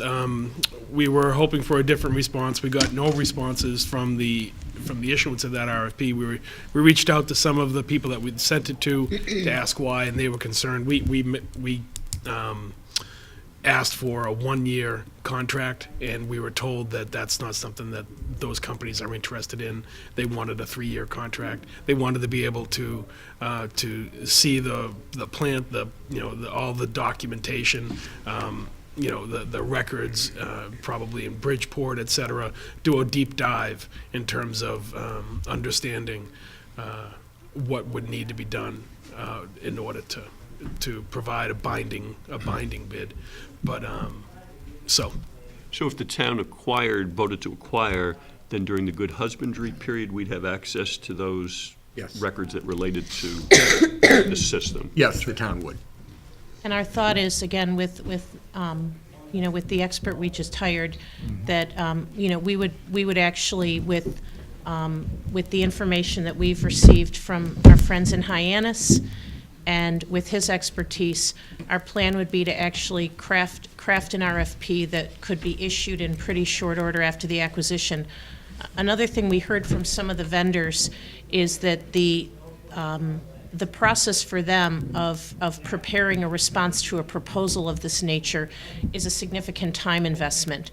And what we also learned is that that waiting until we have an affirmative town meeting vote provides more certainty. And it's our feeling that we might actually have a higher response at that point because it's less speculative. Can I go back to the budget again? Because I do think the statute says that the board shall submit its recommendation at the town meeting, which shall act upon the budget in the same manner as all other budgets. And I didn't see any language in the warrant articles on that. And when you give me suggested reading, I went and read it, and I didn't see in the Division of Local Services that it addressed a transitional period such as this. It seems to mostly address the statutory framework. Carrie, I don't gonna know, say, John look, Coughlin. John Coughlin's handling all of the warrant articles, and he has been working with the Board of Selectmen's office, and Mary has been in contact with him, and I believe the budget process that they're working on complies with everything, but I would let him answer the specifics of, And- you know, which I to dot and which T to cross, but he is working on that right now with the Board of Selectmen's And office. my understanding, Bob, is that the warrant, one of the warrant articles itself is both the establishment of the enterprise fund, and that it also, that it is worded in such a way that it also adopts the budget. So I sort of viewed it as a two-step process, but we can certainly follow up the specific questions with Yeah, council. and Bob, I'd be happy to put you or whoever on the board in touch with John Coughlin to, I think it's Article Cross that T. 00, and I don't see anything in there about budgets. he's told us that the language in those articles encapsulates what it needs to for that, for everything that needs to be done. Happy to But talk to John. I'm sure he Yeah. can speak to it in more Okay. depth. Because I would think if, the sewer's an enterprise fund and town meeting's approving that by virtue of it being in Article 6, so if there isn't something in here from a year one standpoint for that enterprise fund, I mean, that's typically town meeting sort of recommends it, and then ultimately, in the case of the sewer, the commissioners determine what actually, they set the rate, and then that tells them what they can spend, but there is some expectation at town meeting as far as what that total expense is gonna be. Now, did you say, Mary, that the transition expert, I think this might be the second time I heard this tonight, Tom, you might have said it, has already been hired? Yes. So what if, I mean, you talked about not being able to get bids from O&M vendors because town meeting hasn't affirmed this purchase, but, so we've hired somebody before we have a, No, so we've hired somebody to help us with the transition process, and a transitional expert. right, but I'm saying the DEP. purchase hasn't been affirmed at town meeting. So there could be no transition period, because if town meeting doesn't Again, affirm I it. think what we want to try to do here, Libby, is we want to be ready. We really, I mean, I think in Hingham, we pride ourselves on being like out in front of things. So what we want to do is make sure that we know what exactly has to happen, and more importantly as well, we have other people lined up who need to help us. So again, if we want to do a capital improvement study, I think the board's feeling is, let's not wait until after we hear the town meeting vote. Let's see if we can identify possible people so that, again, we can just get started. The transition expert is intended to help us between now and town meeting, again, get ready so that if town meeting says yes, we can move quickly. And so that, that's the purpose. And again, So is that a cost that's in with those other costs that are being captured in fund balance, that if the purchase didn't go forward, that would just be costs that the town incurred to pursue this, but, whether it's successful or unsuccessful will either be, Yep. it'll just come out of fund balance. If it's successful, then it goes as part of the purchase price. right, and I think our feeling at this point is that, as we've all understood, this is a generational and a consequential decision, and the board wants to maximize, what we want to try to do is make sure that we have people in place that can help make this a smooth transition. We've heard people express questions and concerns about transition, and so we've tried to be responsive to that. Yeah, and I don't think it's just a question of being as prepared as we can be. It's also, we don't know what we don't know, and you don't want, there have been something that we need to do, the budget having to be done by March 1, that we should have done and could have done, but didn't know we had to do it, right? So we just want to make sure that we're getting all the expertise we need to make sure everything is done properly in the event that the answer is yes at town meeting. And Victor, I would just mention something that I mentioned at the last meeting about the SCADA system, whether that's something that needs to be maintained here within the town, or, I mean, personally, I don't think something like that you'd want an O&M vendor to have sort of control over, because then you get transition there, and now you don't have that system with the continuity of all that information as far as a history and statistics on the system. So I wonder whether that infrastructure that is an infrastructure requirement, things like having this whole water company part of the town's website, so that all those other things I mean, I wonder if those costs are all kind of part of some of these estimates you have for the transition costs. I don't see it that way, Libby. The SCADA system is very water system specific. It's a process control software package, and whatever vendor or town employees downstream, to the point of an earlier question, that, I think, goes with the water system. It's not something that the town IT department is going to assume control over. So you're saying that that's being purchased from Aquarian As part of the, and would be maintained, but I Absolutely. guess I'm getting back to so there was one aspect, which was the cost, so you answered that, it's part of the purchase price. So then who maintains that? Does the O&M manufacturer or the town? it's- The supervisor, the water supervisor? okay, it's a software package Yeah. which has a license agreement and maintenance considerations. So there's, the water system operator, O&M operator, is going to operate in conformance with that and make sure that the software stays updated. It's just a software package. And then as far as the other costs, like for the website and whatnot, is that contemplated as part of the other transaction cost, or is it just kind of, you got this lump number and some of those things can be incorporated? I mean, the town website? Yeah, because there would have to be the mechanisms, you know, I mean, I know from capital, we spent money in updating the town's website, so that's an aspect of the town's website that would need to be updated.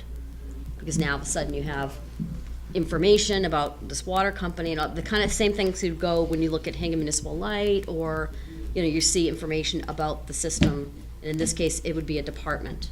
We really haven't done that kind of matrixed cost apportionment. I would just say in the almost 7 years that I've been establishing the web page and updating it, yeah, I'm sure there's been some cost on the part of the town IT department. It's pretty minimal, given what I've been shipping them, so I don't think it's material in terms of the budget.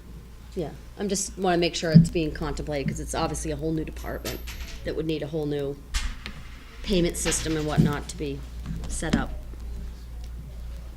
What, if any, interactions with Hull and Cohasset would be going on during the transition period? Have you thought about that? I mean, are there steps you'd need to take or would be prudent to take? Do you want to speak to the governance piece, Josh, or? I mean, you can go ahead. I So- can jump in. So I think there are going to be a couple of different pieces. First of all, as Selectman Johnson has presented last week, one of the things that we would see is a transition committee being established. And so that would be, that would be an important aspect of it. I think that during the initial transition, what's going to be very important is, it's a number of different things. First of all, it's keeping our counterparts in Hull and Cohasset apprised of developments, of timing, of what's going to take place, so that they can be aware of things. I think as a water system operator, we're going to need to be communicating with all of the ratepayers across the system about, what can you expect, what's going to happen. I do a lot of work in my professional capacity with organization change and, working with organizations to build and execute communication plans when there's a change in ownership or a big change. So, that's going to be a piece of it. And obviously, anything that we want to, get out to the ratepayers, we need to coordinate with, with the other towns. It's from a, in terms of the daily operations and maintenance, it's, again, apprising of our status with getting an O&M vendor. I think our hope would be that we could identify and hire a water superintendent fairly quickly, and obviously that person will be needing to spend time in the other communities. Yeah, so I mean, the communication, and Tom can speak to this, the communication level has been pretty high between the towns throughout this process. So I don't know during the transition that there will be like formalized discussions, but certainly there would be, fairly regular, if not constant, communication with Hull and Cohasset as to what's going on, what the process is, here's where we're at, here's what's going to happen, and there's going to be a process presumably, before the switches turn where, communications are going to go out to the users about the change that's taking place and coordinating that, make sure, the Tom's counterpart at Hall and Cohasset are aware that that's all happening at the same time. So, I don't think there's any magic communication that's going to happen. I think it's just a function of communication. That's right. Tom, do you? Yep, they've been kept abreast of these proceedings, and they will throughout. Okay. And then, Mr. Gollage, his expertise, I mean, I understand his expertise is Yeah. in water and Yeah. regulatory matters, but has he been involved in transitions before? So my understanding is that he and his team are expert in all things DEP. So as to the extent that the DEP governs a transition of something like a water company, then yes. But have they ever worked with another entity, town, or whether it's private entity, or I should say public, that's transitioned from private to public ownership? So in the last 13 years, there's been at least one transition that I know of, just because I worked with Hans Kaiser down the Cape. And these two gentlemen worked with the DEP at the time, so yes. What do they do in terms of their consulting? I mean, obviously, they're not doing, Yeah. they're not focused on transitions. Well, what is the nature of their general consulting practice? So he's at this point in his career, he was 16 years with the DEP. He's been a secretary at the state level. I think he ran the Peace Corps in Ghana for 4 years, and now he's come back and he's obviously he's started a consulting company now. My understanding is he's looking at large utility level projects to help shepherd clients through the processes. Through the regulatory Yeah, process. through the regulatory processes. Other questions? Okay, Mr. Walsh, you wanted to? Sure. Yeah, I guess you need a mic, either, whatever you prefer. So, it's Dave, correct? Yep. You had a question if all of our costs to fix water main breaks is covered by rates. So the question of, do we have an incentive to control cost? So the answer is that all of our costs are not covered by our rates. Our rates are adjusted by DPU every several years based on the previous year's actual cost. So for the main break example, let's say our rates, and I don't know the exact number, but let's say our rates are designed by the DPU to cover $100,000 per year for the cost to fix water main breaks. Between our rate adjustments, and in the last rate case, it was 6 years between our rate adjustments. So between those rate adjustments, if our cost to fix main breaks increases, let's say in any given year to $120,000 in a year, the $20,000 extra cost beyond what's built into our rates, that comes out of our pocket. So that is how we are incentivized, not only across water main break costs, but across all of our expenses. We're incentivized to control costs, because anything beyond what's in our rates, between those rate adjustments, any of that extra cost comes out of our pockets, not out of the ratepayers' pockets. But do you recover that in the next rate case? No, we don't. Can I just follow up on Victor's question then? The base, so in your example of the $100,000 being the baseline, Yes. how is that 100,000 established? Is that based on the history of the, I mean, I guess it's Victor's question in a different form. Where does the 100 come from? Is it? It is, when we have the rate adjustment done, it's based on the previous year's actual, in this case, for this example, the main break costs. So back in the previous rate case, which was 2012, those rates were set on a 2010 actual cost of water main breaks that year. We had to live with that cost built into our rates up until this past November. So from 2010 all the way through last year, if our cost rose to fix main breaks during that time period, we had to pay for all that extra cost. And then just to close the loop, in your example, 100 is the base, you're spending 120 on average. Come the next rate case, though, you're going to look at the 120 I would Yes. imagine, at a minimum, as the baseline against which. Yes, that is what happens. They get readjusted based on every rate adjustment. They get readjusted by the DPU. Thanks. Okay. Just to follow up on that, if it's coming out of your pocket, other than dire necessity, what is your incentive to take money out of your pocket that you're not going to recoup?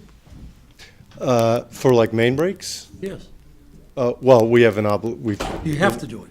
we have to do it. We have an obligation to fix main breaks, and we do it as efficiently as we can, obviously. So, all right, Thank you. thank you. I just wanted to comment on that. The DPU doesn't quite work like that. The example that was given, the DPU sets the rates based on a whole bunch of items, budget items, and there's a test year where the DPU then takes those items and comes up with a number, a rate schedule. That rate schedule is not broken down by individual items. So if one individual item goes over, Aquarian doesn't have to take that out of their pocket. What Aquarian will do, as Mr. Walsh did point out, they're incentivized to control cost. That part is true. At the DPU, what the DPU will expect is that if one item is costing too much, well, then you're going to be incentivized to get some economies elsewhere, and you are going to make it up elsewhere. It doesn't suddenly come out of Aquarian's pocket. Now, there may be some circumstance where that might happen under some, series of circumstances, but that would certainly never be the first line of defense. You would never do that. I just wanted to clarify that because I think DPU is very complicated, and quite honestly, a lot of people have no idea what goes on there, and so I don't want it to be misunderstood. And if I may add, I would just direct you to this chart that was produced. You've seen it in a couple different presentations. Again, this is the number of water main feet replaced.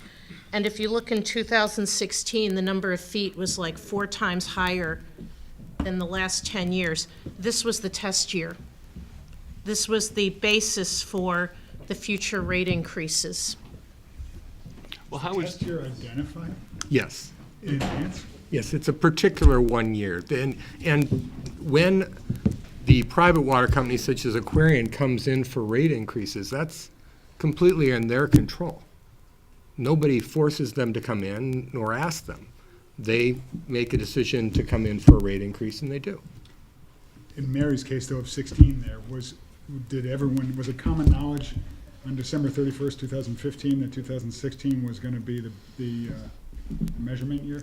The town would not have known that 2016 was the test year until the rate filing. I believe the rate filing was in, April 2017. thank you, John's memory is good on that. So it would have been in April 2017, they came in with their filing and they identified the test year. But they being Aquarian. Them being Aquarian, So, thank you. so DPU takes whatever they suggest as their baseline year. Correct. They identified the year. Aquarian sets the test year. Correct. They determine what it is. Mr. Chairman, Richard Benoni, Counsel for Aquarian. Yes. What Aquarian would very much like is to have an hour or so of the committee's time to make a detailed presentation of how this works, because I actually believe that Mr. Ryan has oversimplified it. Mr. Walsh can't get it right standing here in 30 seconds unprepared. So we'd hope that that opportunity would occur and the committee will take a detailed look at this. we'll take it Thank into you. consideration. Norman? Clarifying question if I can. I hadn't realized, We need the microphone, sorry. thought I was loud enough. Richard Norman, 3 Shoot Avenue. Clarifying question. I hadn't realized that the ownership transfers upon the town vote. So if it does transfer upon the town vote, and let's say, for instance, it's going to take 6 months until a financial close. So there's been a specific value which is set at the time of the town meeting. What happens in the intervening 6 months with regard to who gets the money? Because right now, Aquarian is authorized to collect about $13 million. So during that 6-month period, do they continue to collect the $13 million? Also, given the fact that there was an escalation provision in the court order, is the purchase price subject to adjustment? I'm trying to understand, how the dollars flow and exactly what happens during that period. We done? I wanted to make sure we finished with you, and then I'll handle it with the board. I'm sorry? Were you finished? Yes. Thank you. So this is basically how it happens, is first of all, who handles the money? The Aquarian would continue to handle money. So yes, they would continue to collect the rates, and they would continue to be obligated to spend the money on the things they're supposed to spend the money. And what the court indicates is the town would have the oversight of, they would have to eventually let the town know what they did with everything. That's all. Second, with regard to, did the DPU order change the purchase price? Not really. The purchase price does change the more capital is invested. So the more pipes that are put into the ground would change the purchase price, and that's something that happens each year. And so that's one of the things that has been averaged on the going forward basis. So no, the DPU order doesn't change the purchase price, but there's several components to the purchase price, including capital, depreciation, some interest issues. All of those, the formula has been created by the Superior Court judge, and both sides are very well aware of how to implement the purchase price. So, So- go ahead, Libby. So does that mean that window of time is the vote at town meeting creates that one parameter, and then the other one is the actual close of the transaction? And The the vote good at town husbandry meeting- period is what's in between then? I think I heard you right, which was the vote at town meeting, that's when the purchase price is set and the town votes. So the purchase price is set as of town meeting date? Correct. Okay. Correct. But we will include, And then- included in that will be The roll forward. the roll forward. Yeah. Correct. And then the good husbandry is next, and then the closing. So Right, you so have the- that correct. So the good husbandry, that parameter is from town meeting to when the transaction actually closes? Correct. Okay. So I'm still confused, I'm sorry, because as I said, they're authorized to collect at a rate of $13 million. If you use 6 months as a transition period, and if, round numbers, the purchase price is $108 million, I think the estimated average increase was 3.6 million, John? Yep. So $1.8 million would represent an increase. So if the financial closing occurred, what is the acquisition price going to be? Is it 108 or is it 109.6? Because from my perspective, if I were Aquarian, and if in fact I had my capital involved, I would not want to basically have a 6-month period or a 9-month period when I wasn't getting basically paid for the rates or for the rate base that was employed. So again, that's my specific question, I guess. What would be, under that example, what would be the acquisition price 6 months out, with Aquarian having, I guess, collected $13 million? Would there be a negotiation that says you collected $13 million, but we don't like the way you operated it, we think there should be a refund? Exactly what does happen in that 6 months? So Carrie, so what does, I mean, I would assume similar issues have come up in these other towns where you mentioned earlier. How is that handled? I'm really not comfortable answering that question. I think that's a level of detail that we're not going to get into in a public meeting like this with Aquarians sitting here. And so I just don't think that's something that So we is the, want to do. but is the price the April town meeting vote? Correct. Right. The price is set at the town meeting. And then anything, so then so that's the price, and then for Aquarians' services during the good husbandry period, they get recompense for that, presumably. Right, well, they have that already. Right. Their equity, their return on equity and all the other things they would They get. continue to get They that. continue to get during the good husbandry period. Because they're billing and they bill the rate. Everything stays the same. Until the actual turnover of. Correct. Okay, Exactly. okay. Yeah, Bob. So the rates that are paid in during the transition period are presumably going into a bank account somewhere. Same place they're going right now. And at the end of the transition period, any expenses that are going to be charged against that bank account will be accounted for Correct. And if there's presumably some leftover cash in the operating account, that comes to the town. Correct. Okay. Can I just ask one more question? Sure. And if you can't answer, Carrie, that's fine. But if $1 million in capital is spent between town meeting and the closing date, I confess to not know exactly how the formula works, but that capital that's been spent will be reflected in the closing price? The amount of money transferred, or will there be, Well, in other words, what I'm really asking, is there a disincentive or incentive to make capital investment, or is it expected the capital plan continues apace? And is there a recovery of whatever capital is invested? I think what's anticipated is that the town and the water company would work together on any major capital items. And if there's a disagreement as to whether a capital item should be done, a court can handle it. In fact, that's one of the reasons that there was, one of the court decisions was for that very reason, where the town said, the water company said, we're going to do this major project. And the town said, no, we want to do it when we take over because we'll be able to do it more efficiently and a variety of reasons. And the court agreed with the town. The court said, no, you can't do that right now. Your good husbandry is supposed to maintain the operating systems. You're not supposed to go out and try to do any major projects. Fixing main breaks, you're. Of course you do doing that. everything. Correct. Those are all standard. Thank you. Thank you.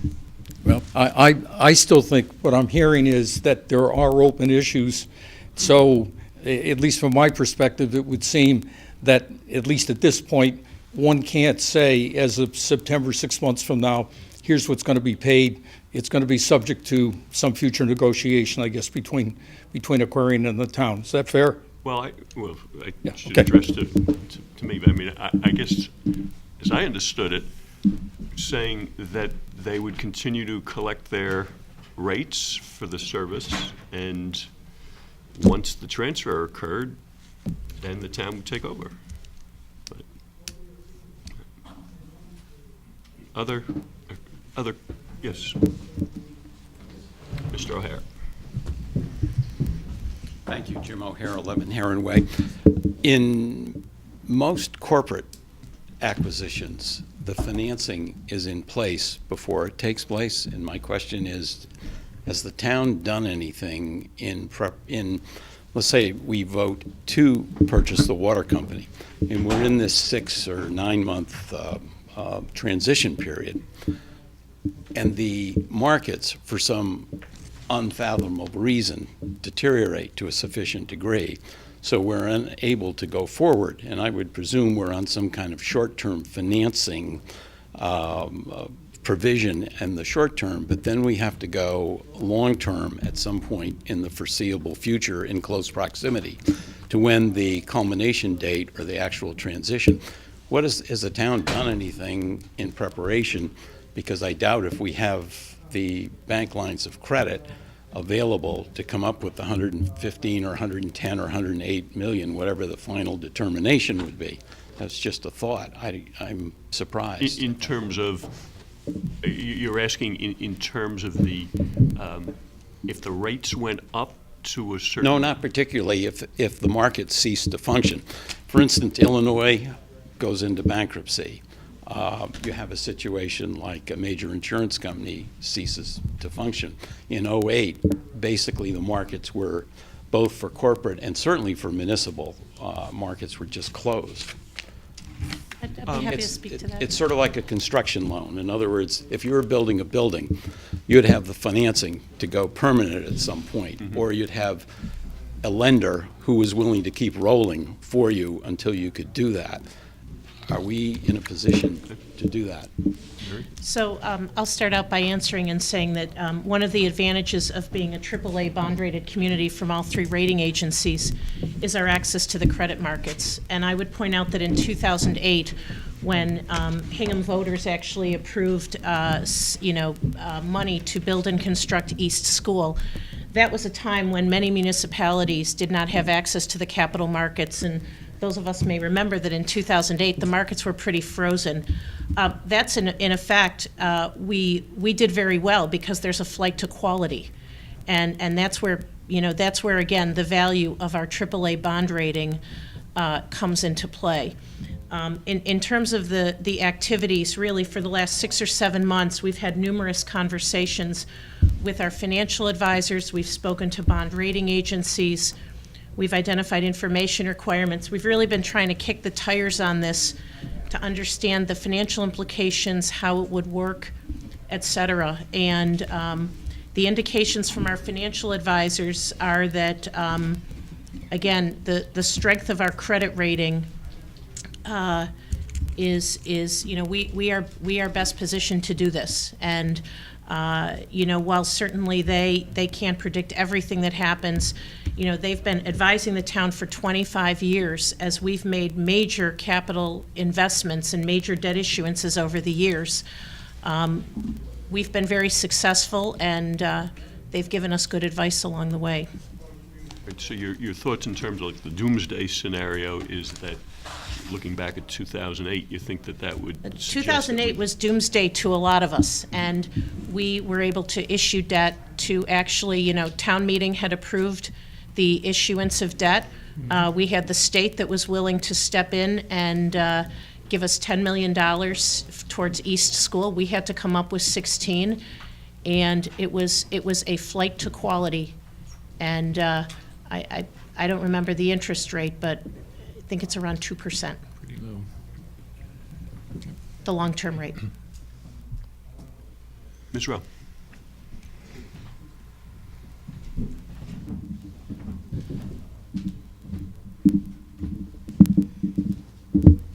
Hi. Polly Rowe, Rockview Road in Hull, former Hingham resident. I have 2 questions, speaking as a Hull resident. Number one, I know many Hull residents have had a total dearth of information as to anything going on with this whole process. I don't even think Hull residents were aware of the recent Water Committee Acquisition Study Committee, whatever the group is that just met. I don't even think they're aware that there's been a total dearth of information. That has created tremendous anxiety. So as I was listening to Selectwoman Power or whomever was talking about the transition developments and timing and that communication to all ratepayers, I'm asking myself or this committee, how? We Hull ratepayers are feeling very disenfranchised from all of this to date, and it would be interesting to know how they're going to get informed of all these changes if we're not being informed of what's going on now. My second question is, I was kind of poking around in the internet over the weekend, and I stumbled upon a state auditor's report. And I don't have it here in front of me, but it was one of the elements in it was talking about municipalities are going to be expected to be forking over some big bucks on because of the aging infrastructure into capital improvements. So my question, which I had asked to the WCASC committee, your 2012 town warrant had allocated money to do an engineering feasibility study. My understanding, I was told, was that was not done. So I'm wondering, as you're discussing both finances, operations, governance, how is it the town really knows what lies ahead, both in terms of the details as far as engineering, realities to be dealt with, and the costs involved?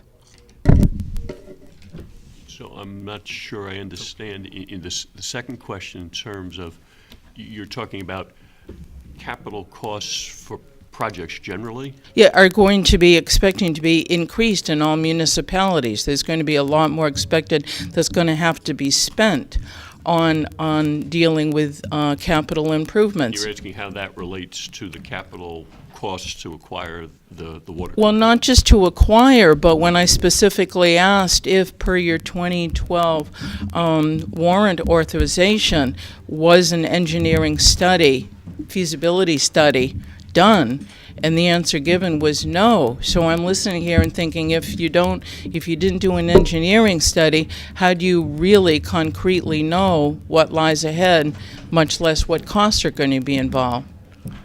Well, why don't I think there's two parts to the question, the way I'm hearing it.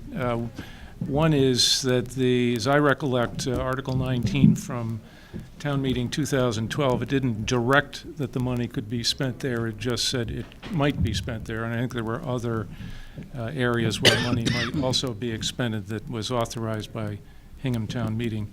Secondly, I think the point's been made during the presentation about engineering, and I think actually going back to September when Town Administrator Mayo also presented, that there have been numerous studies going back to Tata and Howard from 2007, 11, 14, the Infraplan Canoe study in 2016, and the testimony very recently over the course of the last year and a half for the DPU 1790 rate case, all of which detail in fairly explicit terms both the areas and the costs associated with capital improvements that relate both to water main replacement as well as other capital.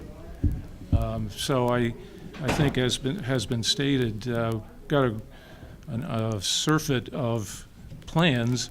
I think we have plenty to work on where the town to acquire the system in year one. But to your point, what we've also said, and I think Mr. Higgins said it on the 23rd, the water system, town-owned water system, would be well advised to pay for and have a capital asset assessment performed to basically update the studies that have been in place since 2007, as well as to incorporate the testimony most recently in DPU 1790.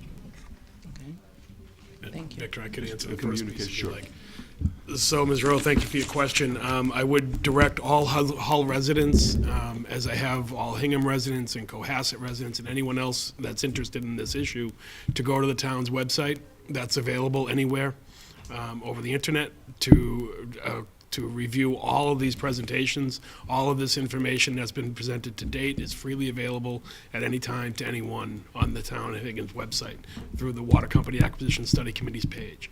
The other piece I would let you know is I've been working with the town manager in Hull, Phil Lemnios, over the last week or so, now that the Board of Selectmen have taken a policy direction to request a meeting in the town of Hull for Hull residents to hear directly from the Hingham Board of Selectmen. We're working on that date still. Looks like it might be in March, but I'm sure there'll be more to follow from him to his town, to you guys on that. And of course, once we know, we'll announce it. Will that be the Hingham Selectmen coming before the Hull Selectmen, or a public meeting in Hull for all residents to come and attend? Well, so it's a public meeting, as all Board of Selectmen meetings are. My intent is to ask my Board of Selectmen to come before whoever Hull wants them to come before. That's not my job my decision to determine who Hull wants there. But. Yep. Thank you. You're welcome. Thank you very much. Okay. So I guess we had two meetings, have a lot to digest.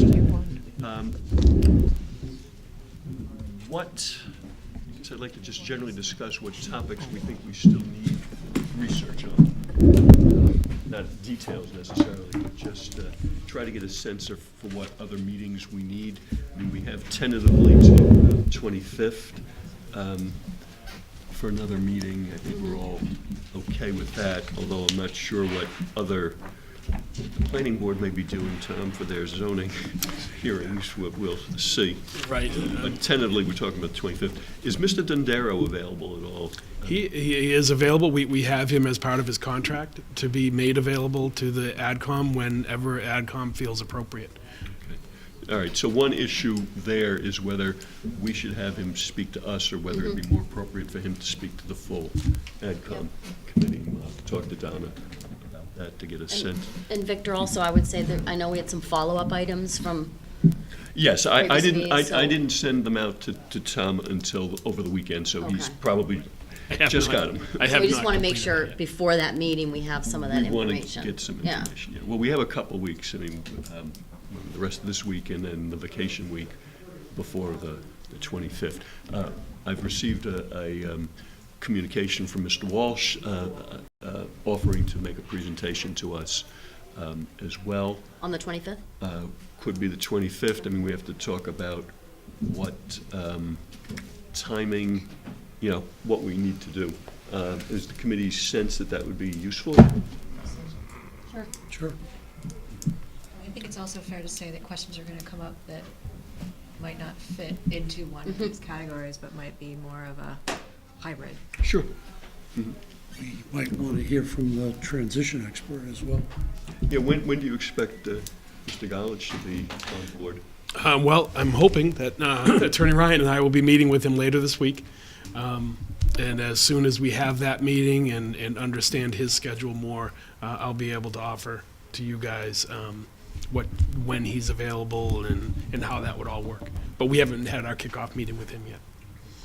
Now, Bob, you were looking into the regulatory and statutory issues that were sort of discussed last week. When do you think you'll be, are you comfortable now, or is there more work you want to do? You want to talk to John Coughlin? I think I need to talk with John Coughlin. Yep, I have a note here and make sure that I don't know whether John is going to appear before us or whether I can simply report back to the subcommittee. I guess you can make that sense after you've Sure. spoken with them. Yeah. And I guess as part of that, you were reviewing, or you and Erin were going to take a look at the various websites of other towns in our cohort to get a sense for how they've been doing things. And I think we're waiting for Selectman Johnson to give us her names. which I just sent that list to Tom. Okay.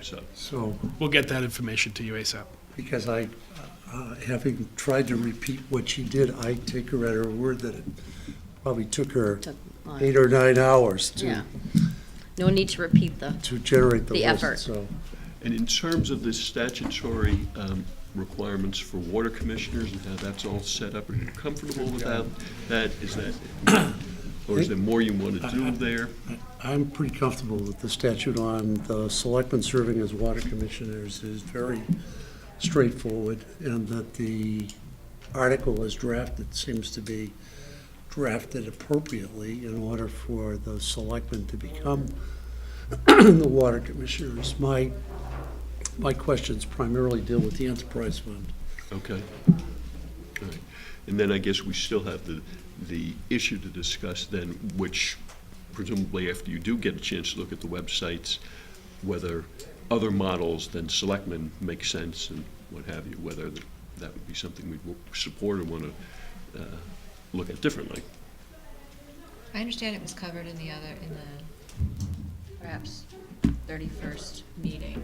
If the scenario that the water commissioner warrant was not to pass, that there would need to be a motion put forth with another alternative.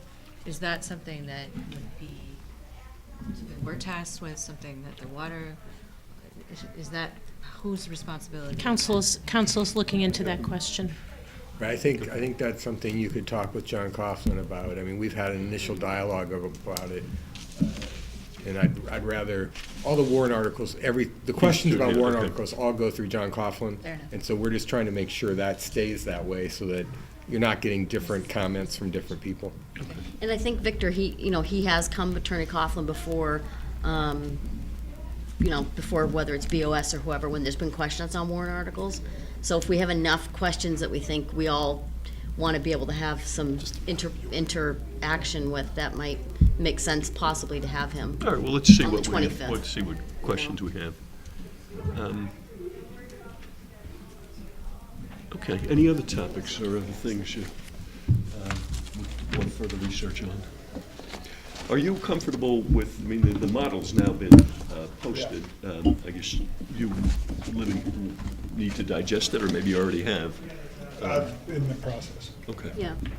All right, so there may I be mean, I see, questions arising out of that. Again, I think it's sort of it's not the Anderson model, it's the town's model with some updates. But, I mean, I do note there were some changes on the couple of interest rates.